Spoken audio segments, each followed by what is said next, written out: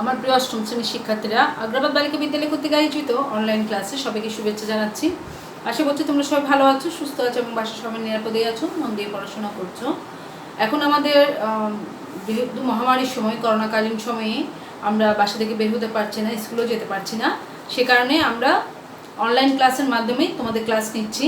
যখন পরিস্থিতি স্বাভাবিক হবে, যখন স্কুল খুলবে, তখন আমরা সবাই আবার একসাথে ক্লাস করব এবং তোমাদের যেগুলো অজানা বিষয় সেগুলো সম্পর্কে আমরা তখন ভালোভাবে জানাতে পারবো।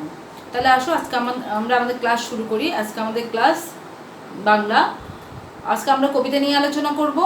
আমরা এমন একজন শাসককে নিয়ে আলোচনা করব যিনি ভারতবর্ষে মুঘল সাম্রাজ্য প্রতিষ্ঠা করেছেন এবং তিনি বাংলার রাজনীতিতে তিনি একটা বিখ্যাত, ভারতবর্ষের রাজনীতিতে তিনি একজন মহান শাসক হিসেবে খ্যাতি অর্জন করেছেন। পরবর্তীতে তাদের বংশধরেরাও কিন্তু ভালোভাবে শাসন করেছে আমাদের দেশকে, অর্থাৎ ভারতবর্ষকে শাসন করেছে।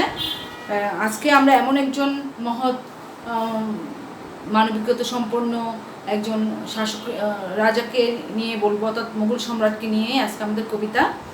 আমাদের শিক্ষার্থীরা, তাহলে নিশ্চয়ই তোমরা বুঝতে পারছো আজকে আমাদের পাঠ কী হতে পারে। আজকে আমাদের কবিতা হবে কি, বাবরের মহত্ব। কে লিখেছেন? কবি কালিদাস রায়। তাহলে আসো আজকের পাঠ থেকে আমরা কি জানতে পারবো, অর্থাৎ আজকে আমাদের পাঠের শিক্ষণ হচ্ছে আমরা আজকে কবি কালিদাস রায় সম্পর্কে জানতে পারবো এই পাঠ থেকে। এছাড়া আমরা কবিতার মূল ভাব সম্পর্কে জানতে পারবো এবং সম্রাট বাবরের মহানুভবতা ও প্রজার মঙ্গল সাধন সম্পর্কে জানতে পারবো এবং বাবরের মহত্ব থেকে আদর্শ ও মানবিক মূল্যবোধ সম্পর্কে আমাদের মধ্যে সচেতনতা তৈরি হবে এবং আমরাও একজন মানবিকতা সম্পন্ন মানুষ হিসেবে নিজেদেরকে প্রকাশ করতে পারব। এছাড়া আমাদের এই পাঠ থেকে আমরা শব্দার্থগুলো সম্পর্কে জানবো এবং এই কবিতার প্রশ্ন উত্তরগুলো সম্পর্কে আমরা ভালোভাবে জানতে পারবো। আশা করছি তোমরা পরীক্ষায় এই সম্পর্কে ভালোভাবে লিখতে পারবে এবং পরীক্ষায় সঠিক উত্তরটি দিতে পারবে। তাহলে আসো আজকে আমরা আমাদের ক্লাস শুরু করি। আজকে আমাদের পাঠ বাবরের মহত্ব। তাহলে বাবরের মহত্ব কবি কালিদাস রায় সম্পর্কে আমরা আগে একটু জেনে নিই। কবি কালিদাস রায় 1889 খ্রিস্টাব্দে পশ্চিমবঙ্গের বর্ধমান জেলার করুই গ্রামে জন্মগ্রহণ করেন। তিনি পড়াশোনা করেছেন। তিনি বিএ পাশ করার পরে দর্শন বিষয়ে MA পড়া শুরু করেছিলেন, কিন্তু তিনি সেটা অসমাপ্ত রেখেছেন এবং রেখে তিনি পেশা জীবনে গ্রহণ করেছেন। বিদ্যালয়ের শিক্ষকতাকে তিনি আদর্শ পেশা হিসেবে গ্রহণ করেছিলেন। শিক্ষকতার সাথে সাথে তিনি সাহিত্য সাধনায় ব্যাপৃত ছিলেন। তিনি সহকারী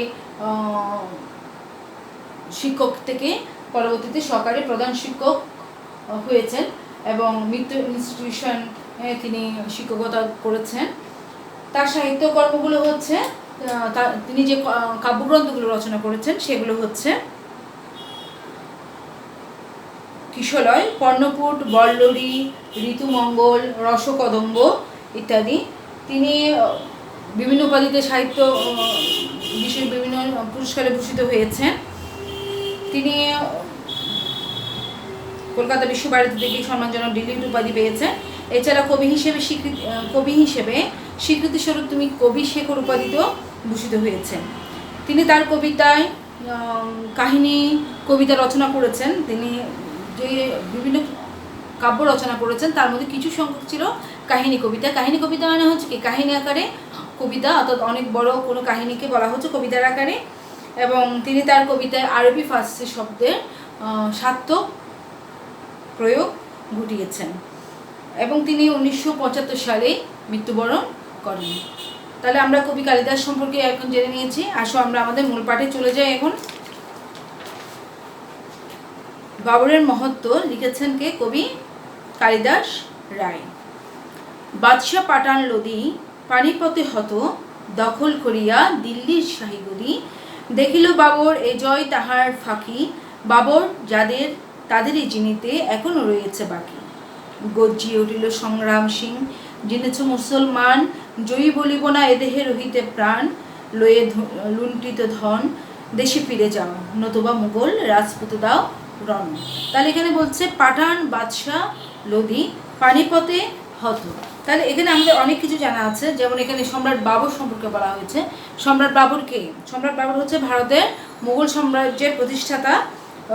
তার পুরো নাম হচ্ছে কি জহিরুদ্দিন মোহাম্মদ, এবং বাবর, তার এই বাবর নামের অর্থ হচ্ছে কি সিংহ, এবং তিনি সিংহ নামে সর্বাধিক পরিচিত ছিলেন।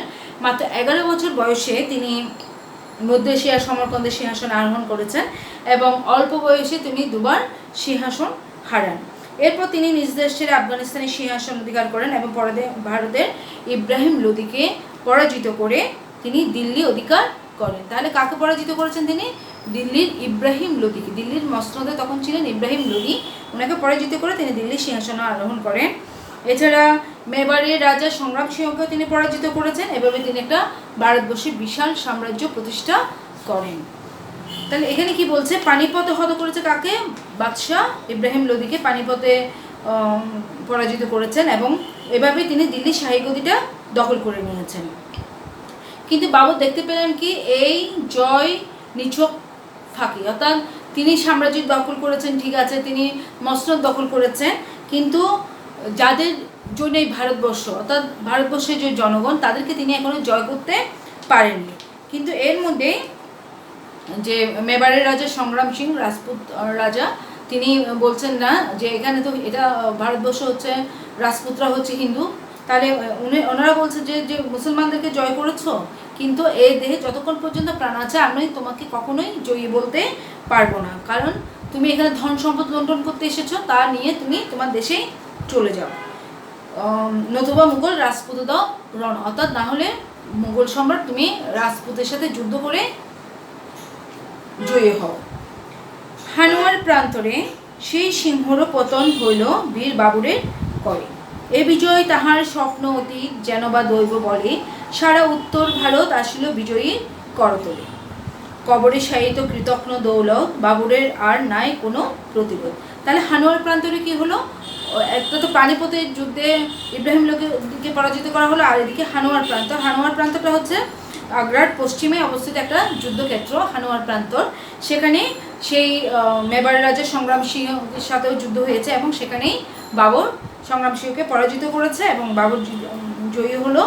কিন্তু এই যে রাজপুত রাজাকে যে পরাজিত করবে, এটা বাবর কখনো চিন্তাও করতে পারেনি, কারণ এটা ছিল তার স্বপ্নের অতীত, যেন কোনো দৈব বলে, অর্থাৎ সৃষ্টিকর্তার কারণে, হয়তো কোনো দৈব কারণে হয়তো তিনি এখানে জয় ঘটেছেন।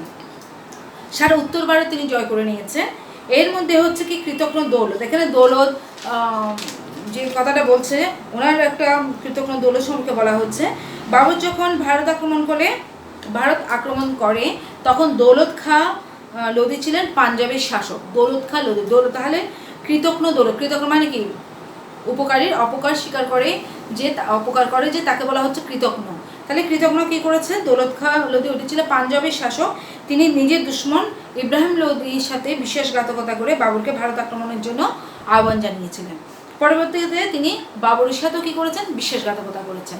এই কারণে এখানে বলা হচ্ছে কৃতজ্ঞ দৌলত, বাবরের আর নাই কোনো প্রতিরোধ। তাহলে দৌলতকেও যখন যেহেতু পরাজিত করেছে পাঞ্জাবের রাজা দৌলত খাঁকে, তখন বাবরের আর কোনো বাবরকে প্রতিরোধ করার মতো আর কেউ রইলই না। দস্যুর মতো তুষ্ট না হয়ে লুণ্ঠিত সম্পদে জাকিয়ে বসেছে মুঘল সিংহ দিল্লির মসনদে। তাহলে দস্যুর মতো তুষ্ট না হয়ে কী হলো? দস্যুরা কী করে? দস্যুরা আসে, লুণ্ঠন করে তারা আবার দেশে চলে যায়, কিন্তু এখানে তিনি দস্যুর মতো আসেনি। দস্যুর মতো তুষ্ট না হয়ে লুণ্ঠিত সম্পদ, তিনি সম্পদ এখানে লুণ্ঠন করতে আসে নাই। তিনি কি করলেন? মুঘল সিংহ অর্থাৎ বাদশাহ বাবর কী করলেন? মসনদে জেগে বসলেন, অর্থাৎ মসনদ দখল করে সেখানে শাসন করতে বসলেন।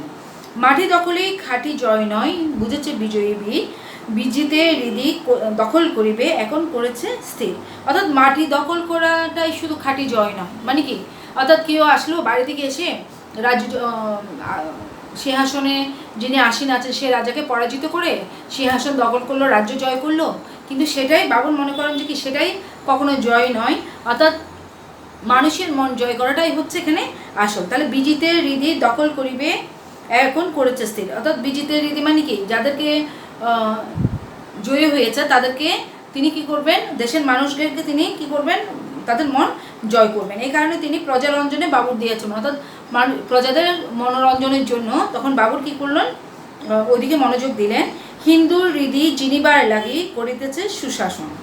হিন্দুর হৃদি মানে কি, অর্থাৎ তার দিল্লির মসনদ বা এখানে পাঞ্জাব, রাজপুত, এই রাজ্যগুলো তো হিন্দু রাজ্য, সেখানে হিন্দুদের মনকে জয় করার জন্য তিনি কি করলেন, ভালোভাবে রাজ্য শাসন করতে লাগলেন। ধরিয়ে ছদ্মবেশ ঘুরি পথে পথে খুঁজিয়ে প্রজার কোথায় দুঃখ ক্লেশ। তখন তিনি ছদ্মবেশ ধারণ করলেন, ছদ্মবেশ ধারণ করে দিল্লির পথে পথে ঘুরতে লাগলেন, ছদ্মবেশে, ফকিরের বেশে, ভিক্ষুকের বেশে বা কোনো অতিথির বেশে আসতে পারে, সেভাবে এসে তিনি প্রজাদের দুঃখ দুর্দশা এগুলো দেখার জন্য তিনি পথে পথে ঘুরছেন।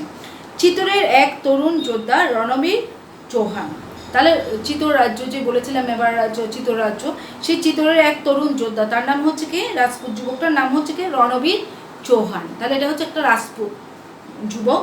করিতেছে আজি বাবুরের সন্ধান, সে বাবুরের কিন্তু খুঁজছে, বাবুকে খুঁজছে। কেন খুঁজছে দেখি আমরা এরপরে। কুর্তার তলে কৃপাণ লুকাইয়ে ঘুরিছে সে পথে পথে, দেখা যদি তার পায় আজি কোনো মতে লইবে তাহার প্রাণ, শোনিতে তাহার খালিত করিবে চিতোরের অপমান। তাহলে কুর্তার তলে তিনি কি রেখেছেন, কৃপাণ। কৃপাণ মানে হচ্ছে ছুরি, অর্থাৎ কোনো একটা অস্ত্র রেখেছেন, যে কারণে কী জন্য রেখেছে এটা, যদি বাবরের সাথে রাস্তা দেখা হয় তাহলে সে তার যে চিতোরের রাজ্য যে দখল করে নিয়েছে সেই রাজ্যের অপমানটা সে তুলবেই। শনিতে তাহার খালিতে করি, অর্থাৎ শনিতে মানে হয়তো রক্তের ধারায় তাকে অর্থাৎ মারবে, অর্থাৎ বাবুরকে যেভাবে হোক সে বধ করবে, এরকমই তার একটা প্রতিজ্ঞা। দাঁড়িয়ে যুবক দিল্লির পথপাশে, লক্ষ্য করেছে জনতার মাঝে কেবা যায় কেবা আসে।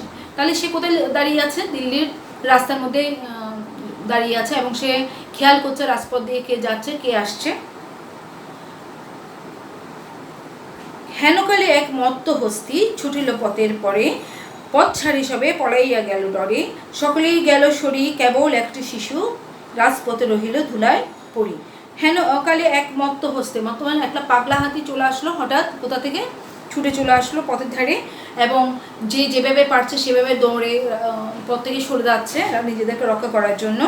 কিন্তু একটা শিশু হামাগুড়ি দিয়ে রাজপথেই চলে আসলো, হয়তো তার মা কাছে কোথাও ছিল, সে হামাগুড়ি দিয়ে সে তো বুঝতে পারেনি, সে হামাগুড়ি দিয়ে রাজপথের মাঝখানে চলে আসলো। হাতির পায়ের চাপে গেল গেল বলি, হায় হায় করি প্রতিকারা ভয়ে কাঁপে। তাহলে প্রতিকারা আশেপাশে তো লোকজন সরে গেছে, তারা কিন্তু ওখান থেকে হায় হায় করে চিৎকার করছে, যদি শিশুটা হয়তো মত্ত হাতির পদতলে পড়তে পারে। কুড়াইয়া আন ওরে সকলেই বলে, অথচ কেহ না আগাই সাহস করে। সহসা এক বিদেশি পুরুষ ভিড় টেলে যায় ছুটে, করকি বলিয়া জনতা চিৎকার করি ওঠে। এমন সময় একটা বিদেশি পুরুষ কি করলো, ভিড় টেলে ছুটে চলে গেল এবং সে শিশুটাকে রক্ষা করার জন্য। এমন সময় জনতা করকি বলে চিৎকার করে উঠল।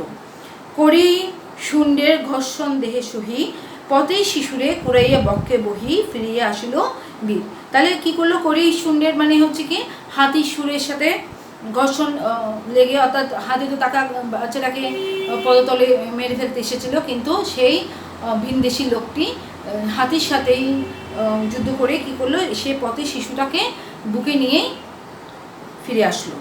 চারিপাশে তখন তার জমিল লোকের ভিড়, বলিয়া উঠিল একজনে, আরে এই যে ম্যাথরের ছেলে, ইহার জন্য বেয়াকুব তুমি তাজা প্রাণ দিতে গেলে, ক্ষুধার দয়ায় পেয়েছ নিজের জান, ফেলে দিয়ে ওরে এখন করো স্নান। শিশুর জননী ছেলে ফিরে পেয়ে বুকে বক্ষে চাপিয়ে চুমু দেয় তার মুখে। এমন সময় একজন বলে উঠলো, আরে এই যে ম্যাথরের ছেলে, ম্যাথর মানে কারা, অর্থাৎ যারা রাস্তাঘাট পরিষ্কার করে, শৌচালয় পরিষ্কার করে, অর্থাৎ নিম্ন শ্রেণী, হিন্দুদের মধ্যে যারা নিম্ন শ্রেণী সেটা হচ্ছে ম্যাথর। অর্থাৎ ম্যাথরকে যারা স্পর্শ করবে তাদেরকে আবার কী করতে হবে, তাদেরকে আবার গোসল করে আসতে হবে, অর্থাৎ পরিষ্কার পরিচ্ছন্ন হয়ে আসতে হবে। তখন একজন বলছে, আরে এটা তো হচ্ছে ম্যাথরের ছেলে, আর বেকুব তুমি এর জন্য নিজের প্রাণটা দিতে গিয়েছিলে। তখন বলছে যে ক্ষুধার দয়ায় পেয়েছে তোমার নিজের জন্য, অর্থাৎ ক্ষুধার সৃষ্টিকর্তার দয়ায় তুমি তোমার প্রাণ ফিরে পেয়েছো, এই জন্য তুমি কি করো, ওকে এখন ফেলে দিয়ে তার এখন স্নান করে আসো। তখন শিশুর জননী কী করলো, অর্থাৎ শিশুটির মা তখন তাকে এই শিশুটিকে যখন ফিরে পেল তখন বুকে চেপে তার স্নেহ দ্বারা সে প্রকাশ করতে লাগলো। বিদেশি পুরুষের রাজপুত বীর চিনিল নিকটে এসে, এই যে বাদশাহ স্বয়ং বাবুর পর্যটকের বেশি। ভাবিতে লাগিল, হরিতিহারি প্রাণ পথে পথে আমি করিতেছি সন্ধান। বাবুরের পায়ে পড়ি সে তখন লুটে বলিল, সপিয়া গুপ্ত কৃপান বাবুরের করপুটে। তখন সে কী করলো, ওই সেই রাজপুত যে বিদেশি পুরুষে তখন রাজপুত যে যুবকটা সে তখন ওই বিদেশি পুরুষটাকে চিনতে পারলো কাছে এসে।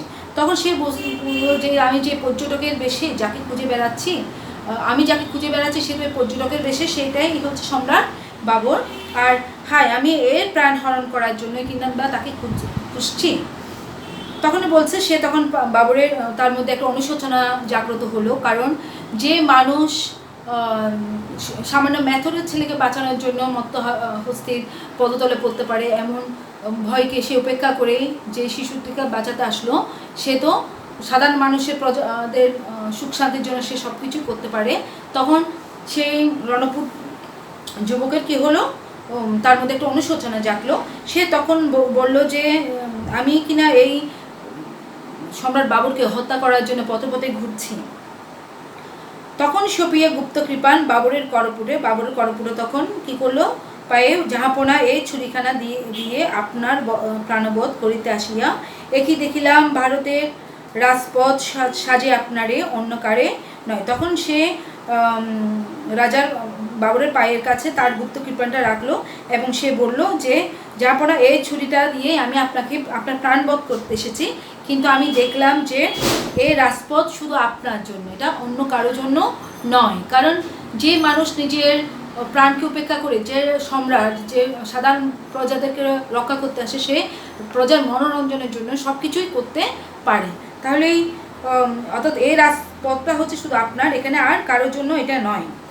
বীরভোগ্য এ বসুধা এ কথা সবাই কয়, ভারত ভূমির যোগ্য পালক যেবা, তাহারে ছাড়িয়া এ ভূমি অন্য কাহারে করিবে সেবা। অর্থাৎ বীরভোগ্য বসুধা সমৃদ্ধশালী দেশকে বলা হচ্ছে সম্পদশালী দেশ, অর্থাৎ এই ভারত ভূমির যোগ্য পালক হচ্ছে সে, অর্থাৎ যে প্রজাদের কষ্টের কথা চিন্তা করে, দেশের মানুষের কে ভালো রাখার জন্য আপ্রাণ চেষ্টা করে, তার বিদেশি শত্রুর হাত থেকে দেশকে রক্ষা করার চেষ্টা করে, সে তো হচ্ছে যোগ্য পালক অর্থাৎ যোগ্য শাসক।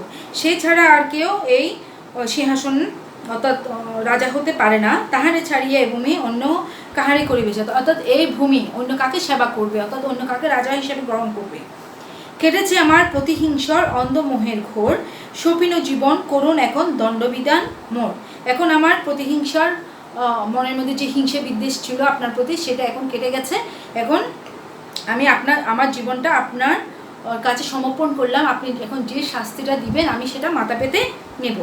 রাজপথ হতে উঠাই যুবকটিরে কহিল বাবর ধীরে, বড়ই কঠিন জীবন দেওয়া যে জীবন নেওয়ার চেয়ে। তখন বাবর ধীরে ধীরে তাকে তুলে এবং তাকে ধীরে ধীরে বললো যে এই জীবন দেওয়াটা বড় কঠিন, যে জীবন নেওয়াচ্ছে তার জীবন নেওয়াচ্ছে, একটা জীবন দেয়া অনেক বেশি কঠিন। অর্থাৎ যে কাউকে মারতে পারে, কিন্তু একটা নতুন প্রাণ দেয়া খুব সহজ নয়। জানো না কি ভাই ধন্য হলাম আজিকে তোমারে পেয়ে, আজি হতে মোর শরীর রক্ষী হও, প্রাণ রক্ষকে হইলে আমার প্রাণের ঘাতক না। অর্থাৎ আজকে থেকে আমি ধন্য হয়ে গেলাম, এখন থেকে তুমি আমার প্রাণের ঘাতক হবে না, তুমি আমার শরীর রক্ষী হবে, অর্থাৎ সবসময় তার সাথে থাকবে, তাকে পাহারা দিবে। আর প্রাণ রক্ষকে হইলে আমার প্রাণঘাতক নও, এখন থেকে তুমি আমার প্রাণের ঘাতক নও, এখন তুমি আমার প্রাণ রক্ষকেই হবে। তাহলে এখান থেকে আমরা এই কবিতাটার মধ্যে থেকে সম্রাট বাবরের মহত্ব সম্পর্কে জানতে পেরেছি। এখন আমরা একটু শব্দার্থ টিকাতে চলে যাই। দেখো ওখানে দিয়েছে পাঠান বাদশাহ লোদি। পাঠান বাদশাহ লোদি তো আমরা বলেছিলাম ভারতের লোদি বংশীয় শেষ সম্রাট পাঠান সম্রাট সুলতান ইব্রাহিম লোদির কথাই বলা হচ্ছে।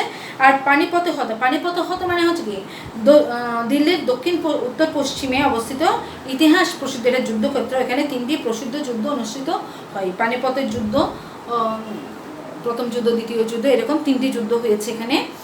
আর সংগ্রাম সিংয়ের কথা তো তোমাদেরকে বলেছে, এটা মেবার রাজ্যের অধিপতি সংগ্রাম সিংহ, তিনি হানুয়ার প্রান্তরে বাবরের কাছে পরাজিত হয়েছিলেন। আর হানুয়ার প্রান্তরটা হচ্ছে কোথায়? আগ্রার পশ্চিমে অবস্থিত একটা যুদ্ধক্ষেত্র। আর কৃতজ্ঞ দৌলত সম্পর্কে তোমরা জানো, চিতোর হচ্ছে কি রাজপুতানা, মেবার রাজ্যের রাজধানী হচ্ছে চিতোর। ওই যে যুবকটা চিতোর যুবক, সেটা হচ্ছে মেবার রাজ্যের রাজধানী। আর ওই দেশের রাজপুত যুবক হচ্ছে চিতোর, সেই যুবকটা রণবীর চৌহান। রাজপুত জাতির একটা প্রাচীন শাখার নাম হচ্ছে চৌহান। তাহলে চৌহান যে বলা হচ্ছে রণবীর চৌহান, তাহলে রাজপুত জাতির একটা প্রাচীন শাখার নাম হচ্ছে কি চৌহান।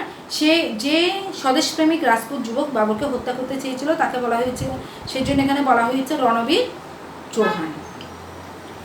তারপর আসো পাঠের উদ্দেশ্য, অর্থাৎ এই পাঠের উদ্দেশ্যটা কি? অর্থাৎ কবিতাটি পাঠ করার মধ্যে শিক্ষার্থীদের মধ্যে বাবরের সম্পর্কে একটু মহানুভবতা জাগ্রত হবে, তারা মহৎ আদর্শকে অনুপ্রাণিত হবে এবং মানবিক মূল্যবোধ সম্পর্কে তারা সচেতন হবে। আর পাঠ পরিচিতিতে আমরা দেখি বাবরের মহত্ব কবিতাটি কালিদাস রায়ের পর্ণফুট কাব্যগ্রন্থ থেকে সংকলিত। এই কবিতায় মুঘল সম্রাট বাবরের মহানুভবতা বর্ণিত হয়েছে। এতে তার মহৎ আদর্শ ও মানবিক মূল্যবোধকে তুলে ধরা হয়েছে। ভারতবর্ষের মুঘল সম্রাটের প্রতিষ্ঠাতা সম্রাট বাবর রাজ্য বিজয়ের পর তিনি প্রজাসাধারণের হৃদয় জয়ে মনোযোগী হলেন। রাজপুতগণ তাকে কিছুতেই মেনে নিতে পারছিলেন না। রাজপুতবিদ তরুণ রণবীর চৌহান বাবরকে হত্যা করার উদ্দেশ্যে দিল্লির রাজপথে ঘুরছিল। এমন সময় বাবর নিজের জীবনের মায়া ত্যাগ করে মত্ত হাতির কবল থেকে রাজপথে পড়ে থাকা এক মৃত শিশুকে উদ্ধার করেন। রাজপুত যুবক বাবরের মহত্বে বিস্মিত হয়। সে বাবরের পায়ে পড়ে নিজের অপরাধ স্বীকার করে এবং মহৎ প্রাণ বাবর তাকে ক্ষমা করেন এবং তাকে নিজের দেহরক্ষী নিয়োগ করেন। তাহলে এখান থেকে আমরা পাঠ পরিচিতির মধ্যে থেকে কবিতার মূল ভাবটাও জেনে নিয়েছি। আসো আমরা এখন একটু শব্দার্থগুলো জেনে নিই। আমার প্রিয় শিক্ষার্থীরা, আমরা একটু শব্দার্থগুলো নিয়ে আলোচনা করি। আসো, এখানে দিয়েছে হত। হত শব্দের অর্থ হচ্ছে কি? নিহত। তারপর আছে শাহী গদি। শাহী গদি শব্দের অর্থ হচ্ছে কি? সিংহাসন। জিনেতে। জিনেতে শব্দের অর্থ হচ্ছে জয় করতে। প্রান্ত। প্রান্ত শব্দের অর্থ হচ্ছে বিস্তীর্ণ মাঠ। করতল। করতল শব্দের অর্থ হচ্ছে হাতে তালু। মসনদ। মসনদ শব্দের অর্থ হচ্ছে কি? সিংহাসন। বেয়াকুফ অর্থ কি? নির্বোধ। পর্যটক। পর্যটক শব্দের অর্থ হচ্ছে ভ্রমণকারী। বসুধা। বসুধা শব্দের অর্থ হচ্ছে কি? পৃথিবী। ঘাতক। ঘাতক শব্দের অর্থ হচ্ছে কি? হত্যাকারী। দণ্ডবিধান। দণ্ডবিধান শব্দের অর্থ হচ্ছে কি? শাস্তি প্রদান। করিশুণ্ড। করিশুণ্ড শব্দের অর্থ হচ্ছে কি? হাতির সুর। তাহলে এই চ্যাপ্টারে যে শব্দার্থগুলো আছে, যে টিকাগুলো আছে, তোমরা সেগুলো কি করবে? একদম খুব মুখস্থ করে ফেলবে। কারণ অনুধাবন প্রশ্নে তোমাদের টিকাগুলো থেকে অনুধাবন প্রশ্ন আসবে আর শব্দার্থ থেকে জ্ঞানমূলক প্রশ্ন আসবে। তাহলে ওভাবে তোমরা প্রস্তুতি নিবে ভালো করে। তাহলে আসো এখন প্রশ্নোত্তরগুলো নিয়ে একটু আলোচনা করি। আমার প্রিয় শিক্ষার্থীরা, আমরা এখন একটু প্রশ্নোত্তরগুলো নিয়ে আলোচনা করি। আমরা প্রথমে জ্ঞানমূলক প্রশ্নগুলোর দিকে যাচ্ছি। যেমন এখানে আছে যে কবি পরিচিতিতে যে কবি কালিদাস রায় কোথায় জন্মগ্রহণ করেন, তখন আমরা কি বলবো? কবি কালিদাস রায় পশ্চিমবঙ্গ জেলার পশ্চিমবঙ্গের বর্ধমান জেলার করে গ্রামে জন্মগ্রহণ করেন। তাহলে যদি বলা হয় তিনি কোন যুগের কবি? কবি কালিদাস রায় যেহেতু ওনার জন্ম 1899 খ্রিস্টাব্দে, সেহেতু উনি হচ্ছে কোন যুগের কবি? তিনি হচ্ছেন আধুনিক যুগে। 1889 খ্রিস্টাব্দে যেহেতু তার জন্ম, সেহেতু তিনি হচ্ছেন আধুনিক যুগের কবি।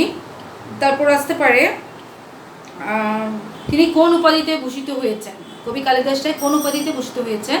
তাহলে আমরা বলবো তিনি কবিশেখর উপাধিতে ভূষিত হয়েছেন। রবীন্দ্রভারতী বিশ্ববিদ্যালয় তাকে কোন উপাধি প্রদান করে? তাহলে কোন উপাধি প্রদান করে? কলকাতা বিশ্ববিদ্যালয় তাকে সম্মানসূচক ডিলিট উপাধি প্রদান করে। ঋতুমঙ্গল কী ধরনের সাহিত্য? তাহলে ঋতুমঙ্গল হচ্ছে কোন ধরনের সাহিত্য? কাব্য গ্রন্থ। আর কবি কালিদাস রায় কত সালে মৃত্যুবরণ করেন? 1975 সালে তিনি মৃত্যুবরণ করেন। আচ্ছা, বাবরের মহত্ব কবিতাটি কোন কাব্যগ্রন্থ থেকে সংকলিত হয়েছে? তাহলে আমরা কি বলবো? কোন কাব্যগ্রন্থ থেকে? পর্ণফুট কাব্যগ্রন্থ থেকে সংকলিত হয়েছে। এছাড়া আসতে পারে বাবরের ছদ্মবেশে রাজপথে ঘোরার কারণ কি? কেন তিনি ছদ্মবেশে রাজপথে ঘুরছিলেন? তাহলে জনসাধারণের দুঃখ কষ্ট দূর করার জন্য সম্রাট বাবর ছদ্মবেশে রাজপথে ভ্রমণ করছেন। হানুয়ার প্রান্তর কি? হানুয়ার প্রান্ত। তাহলে হানুয়ার প্রান্তর হলো আগ্রার পশ্চিমে অবস্থিত একটা যুদ্ধক্ষেত্র। তারপর আসতে পারে বাবরের আসল নাম কি? বাবরের আসল নাম হচ্ছে কি? জহিরুদ্দিন মোহাম্মদ বাবর। বাবর শব্দের অর্থ কি? বাবর শব্দের অর্থ হচ্ছে সিংহ। বাবর কাকে পরাজিত করে দিল্লি অধিকার করেন? কাকে পরাজিত করেছেন? ইব্রাহিম লোদিকে পরাজিত করেছেন। তারপর আসতে পারে দৌলত খাঁ লোধি কোন অঞ্চলের শাসক ছিলেন? দৌলত খাঁ লোধি কোন অঞ্চলের শাসক? পাঞ্জাবের শাসক ছিলেন তিনি। ইব্রাহিম লোধির সঙ্গে কে বিশ্বাসঘাতকতা করেছিলেন? ইব্রাহিম লোধির সাথে কে বিশ্বাসঘাতকতা করেছিলেন? দৌলত খাঁ লোধি। জামার আড়ালে কৃপণ লুকিয়ে বাবরকে কে খুঁজছিল? তাহলে কে খুঁজছিল? রাজপুত যুবক রণবীর চৌহান। রণবীর চৌহান কার রক্তে চিতোরের অপমান মেটাতে চায়? কার রক্তে? বাবরের রক্তে। তাছাড়া আছে বাবর রাজ্য জয় করে কি বুঝলেন? তখন কি বুঝলেন তিনি? মাটির দখলেই হচ্ছে খাঁটি জয় নয়, এটা তিনি বুঝতে পারলেন। বাবরের মহৎ কবিতাটির লাইন সংখ্যা কত? তাহলে কত লাইন? নিজেরা গুণে দেখো কত লাইন হবে। এটাতে 70টি লাইন আছে। এরপর আমরা একটু অনুধাবন প্রশ্নগুলো নিয়ে একটু আলোচনা করি। আমরা একটু দেখি অনুধাবন প্রশ্নতে কী হতে পারে। কৃতজ্ঞ দৌলত বলতে এখানে কি বোঝানো হয়েছে? কৃতজ্ঞ দৌলত। তাহলে কৃতজ্ঞ দৌলতকে পাঞ্জাবের শাসক ইব্রাহিম দৌলত খাঁ লোধিকে এখানে কৃতজ্ঞ দৌলত বলা হয়েছে, কারণ কৃতজ্ঞ দৌলত ছিলেন পাঞ্জাবের শাসক এবং তিনি নিজের দুশ্মন ইব্রাহিম লোধির সাথে বিশ্বাসঘাতকতা করেছেন। তিনি ইব্রাহিম লোধিকে পরাজিত করার জন্য সম্রাট বাবরকে আহ্বান করেছেন ভারত আক্রমণের জন্য। পরবর্তীতে তিনি বাবরের সাথে বিশ্বাসঘাতকতা করেছিলেন, এর জন্য কৃতজ্ঞ দৌলত বলতে ইব্রাহিম লোধিকে দৌলত খাঁ লোধিকেই বোঝানো হয়েছে। দেখিল বাবর এ জয় তাহার ফাঁকি, এই কথাটার অর্থ কি? তাহলে এই দ্বারা রাজ্য জয়ের পরে প্রজাদের হৃদয়ে যে জয় করতে না পারা যে মুঘল সম্রাট বাবরের জয় যে বৃথা, সে কথা এখানে বোঝানো হয়েছে। কারণ হচ্ছে কি, বাবরের মহৎ আদর্শ এবং একজন মহৎ প্রাণ লোক, তিনি দিল্লির মসনদ দখল করেছেন, কিন্তু তিনি মনে করেন কি এই দখলে তার আসল জয় নয়, কারণ তিনি যেদিন প্রজাদের মন জয় করতে পারবেন সেদিনই হবে তার আসল জয়। সেজন্য তিনি ছদ্মবেশ ধারণ করে প্রজাদের দুঃখ দুর্দশা দেখার জন্য রাজপথে বের হয়েছিলেন, তাই না? তারপর আসতে পারে তিনি যে এছাড়া অনুধাবনে আরও কিছু প্রশ্ন আছে। যেমন বলা যায় যে রাজপুত যোদ্ধা বাবরের কাছে কেন আত্মসমর্পণ করেছিল? তাহলে রাজপুত যোদ্ধা কেন আত্মসমর্পণ করেছিল? যে বাবরের মহত্ব দেখে রাজপুত যোদ্ধা বাবরের কাছে আত্মসমর্পণ করেছিল, কারণ রাজপুত যোদ্ধা রণবীর চৌহান বাবরকে হত্যা করতে চেয়েছিল। সেজন্য সে গুপ্ত কৃপা নিয়ে ছদ্মবেশে বিভিন্ন জায়গায় ঘুরে বেড়াতো। যখন একদিন দেখতে পেল যে বাবর একজন সম্রাট বাবর একজন মেথরের শিশুকে রক্ষা করার জন্য মত্তা হস্তির সাথে যুদ্ধে করে শিশুটিকে উদ্ধার করেন, তখনই তার মধ্যে সে বিস্মিত হয় এবং তার মধ্যে তখন অনুশোচনা আসে যে সে যাকে হত্যা করতে যাচ্ছে সেই প্রজার মঙ্গলের জন্য নিজের জীবনকে আত্মত্যাগ করতে পারে। তখন তিনি নিজের অপরাধ স্বীকার করে বাবরের কাছে আত্মসমর্পণ করেছেন। এ ধরনের কিছু, অর্থাৎ কবিতাটা ভালো করে জানলে তোমরা বিভিন্ন অনুধাবন প্রশ্নগুলোর উত্তর দিতে পারবে। এখন আসো আমরা মূল্যায়নে চলে যাই। আমার প্রিয় শিক্ষার্থীরা, আমরা এখন মূল্যায়নে চলে এসেছি। আমরা মূল্যায়নের প্রশ্নগুলো একটু দেখিনি। মূল্যায়নে দেওয়া হয়েছে কবি কালিদাস রায় কোন উপাধিতে ভূষিত হয়েছেন? তাহলে বলো কোন উপাধিতে ভূষিত হয়েছেন? কবি কালিদাস রায় কবি শেখর উপাধিতে ভূষিত হয়েছেন, তাই না? মসনদ শব্দের অর্থ কি? মসনদ শব্দের অর্থ হচ্ছে কি? সিংহাসন। হানোয়ার প্রান্তর কি? হানোয়ার প্রান্তর হচ্ছে একটা যুদ্ধক্ষেত্র, এটা আগ্রার পশ্চিম দিকে অবস্থিত। সম্রাট বাবর কত বছর বয়সে সিংহাসনে আরোহণ করেন? কত বছর বয়সে? 11 বছর বয়সে। আচ্ছা, এখন আমরা বাড়ির কাজে চলে যাই। তোমরা বাড়ির কাজটা একটু ঝটপট লিখে নাও। আমার প্রিয় শিক্ষার্থীরা, তোমরা বাড়ির কাজটা ঝটপট লিখে নাও। তোমাদের আজকে বাড়ির কাজ থাকবে বাবরের মহত্ব কবিতা থেকে 25টি জ্ঞানমূলক একতায় প্রশ্নের উত্তর তৈরি করবে। এছাড়া এখানে যে শব্দার্থ আছে, তারপর শব্দার্থ টিকা, পাঠ পরিচিতি, কবি পরিচিতি, এগুলো একদম খুব ভালোভাবে মুখস্থ করবে। ঠিক আছে, এখন ঝটপট করে বাড়ির কাজটা লিখে নাও তোমরা। আর সামনে ক্লাস দেখার শুভেচ্ছা জানিয়ে আজকের ক্লাস আমি এখানে শেষ করছি। ধন্যবাদ সবাইকে।